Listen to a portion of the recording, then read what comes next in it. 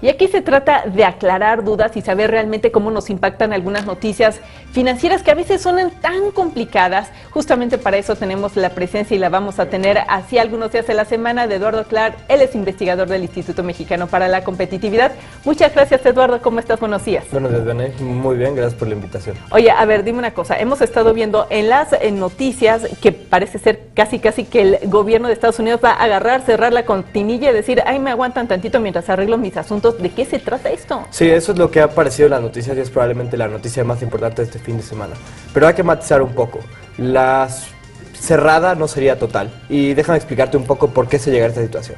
Al igual que en México, cada año el Congreso norteamericano tiene que aprobar un presupuesto de egresos que básicamente dictamina de qué manera puede el gobierno federal norteamericano utilizar sus recursos. Lo que ha pasado en Estados Unidos es que la fecha límite para aprobar su presupuesto de egresos es precisamente el día de hoy. Es decir, mañana ya no tienen dinero presupuestado.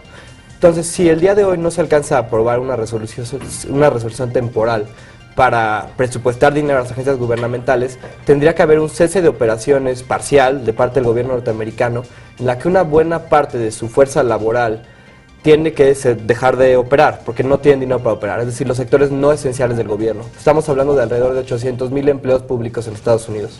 Suena imposible pensar que Estados Unidos vaya a cerrar la cortina parcialmente. Y también me acuerdo, Eduardo, que esta no es la primera vez que está esa amenaza. Como que todos los años pasa algo con el presupuesto. El año pasado tan solo decían, ahora sí va a cerrar. O sea, ¿es factible realmente que paren operaciones? Pues, no sé si se acordará el auditorio, en abril de 2011 estuvimos muy cerca de un paro exactamente igual que se podría ver hoy. Y la última vez que esto sucedió de verdad fue durante 28 días en la administración de Bill Clinton en 1995. Sin embargo, a diferencia de 2011, esto parece ser mucho más probable que pase, dado que solo se tiene un día y en realidad la discordancia por lo que no se aprueba el presupuesto es mucho más profunda que previamente. Oye, a ver, y dime una cosa. Se cierran las operaciones, ya nos dice, se quedan paralizados algunos que no serían fundamentales o esenciales para la actividad estadounidense. ¿Cuáles serían estos y qué impacto tendrían directamente en la gente y en México también? Los primeros lugares que se van son cosas como el sistema de parques. Lo que se va a ver mucho va a ser trámites mucho más lentos. La emisión de pasaportes y de visas, por ejemplo, se suspende indefinidamente, bueno, hasta que se regresen los recursos. ¿En todo el mundo incluido? Dentro del Departamento de Estado norteamericano, okay. Dentro de Estados Unidos. Okay. Aquí la gente está en el servicio de carrera, entonces no es como si los van a mandar a Estados Unidos a los que están aquí en el consulado. Okay. Sin embargo, sí hace que la burocracia norteamericana se alentice. Y el problema más serio es que si tienes 800,000 personas que no están recibiendo ingreso y que se van a mandar a sus casas, sí podemos esperar una alentización ¿De los trámites o de qué? No de los trámites, de la economía norteamericana en total. Se espera que de darse este evento se reduzca el crecimiento de Estados Unidos en el último cuarto en hasta 1.4%, que el auditorio sabrá que es una cantidad muy grande y que nos va a afectar a todo el mundo, desde Estados Unidos hasta México, en particularmente por la confianza de los inversionistas. De hecho, la semana pasada, el viernes, el índice Standard & Poor's 500, que es uno de los índices bursátiles más importantes de Estados Unidos, registró su primera caída en 2 meses, al caer alrededor de 1.01% en la semana. Uy, qué miedo, porque si a Estados Unidos le da el catarrito, a nosotros sí nos da la pulmonía, que es además no estamos en la mejor situación, porque además ya anunciaron que el PIB, el Producto Interno Bruto, el crecimiento del país, había bajado debido a las lluvias. Sí, exactamente. Este fin de semana se anunció la tercera reducción al crecimiento esperado. La Secretaría de Hacienda anunció el sábado que el pronóstico de crecimiento para este año no va a ser del 1.8%, sino del 1.7%. La razón principal para este ajuste en particular es debido a los desastres que han ocurrido con los fenómenos meteorológicos de Manuel e Ingrid.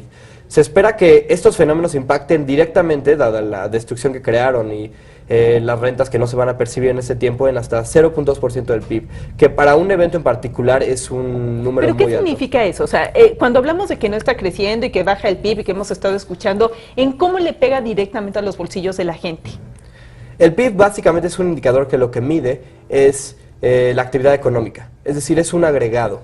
A la hora que estamos diciendo que el PIB baja, estamos diciendo que la gente no está realizando actividad económica. Esto por lo general repercute en los empleos, por ejemplo.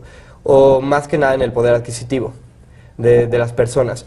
Lo que es muy preocupante es más bien la señal que manda a los inversionistas. Y que no quieren llegar a invertir en México Sí. y por lo mismo conseguir crear empleos y demás. Como sabrá el auditorio, es la confianza en los inversionistas que mueve el mundo bursátil repercute de manera seria en la manera en que nosotros, los consumidores, vivimos. Afecta mucho las condiciones de certidumbre económica de nuestro país. Y en este caso, es una señal muy poco alentadora. Te comento, por ejemplo, que tan solo este evento de Estados Unidos, la semana pasada la incertidumbre en nuestros mercados y dada la dependencia comercial que tenemos con Estados Unidos, registramos una caída del 1.03% en la bolsa mexicana, en el índice de la Bolsa Mexicana de Valores el viernes, lo cual repercute en una apreciación del dólar de alrededor de 2.83%, lo cual no es trivial para un evento. Lo que es más preocupante aún es que esta situación es menos grave que la que podríamos ver en un par de semanas. Ay, no, espérate tantito, y ahí me vas a tener que contar en estos días qué nos espera para la próxima semana. Déjanos siquiera con la sensación de que tenemos esperanzas. Eduardo Claro, muchísimas gracias. Nosotros nos vemos esta semana. Muchísimas gracias por la invitación, Vero.